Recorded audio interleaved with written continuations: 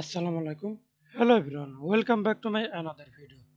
In this video, how to highlight two different columns in Excel at the same time. First of all, select the cells, hold Shift Control and down arrow key and hold Control and select different column. Again, hold Shift Control down arrow key.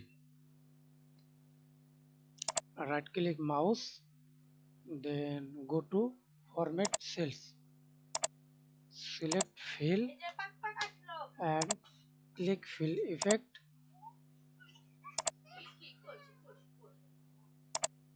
select color,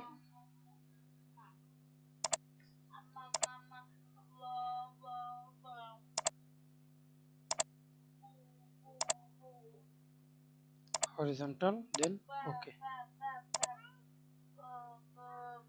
or click fill color, then select your any color. OK, thanks for watching video.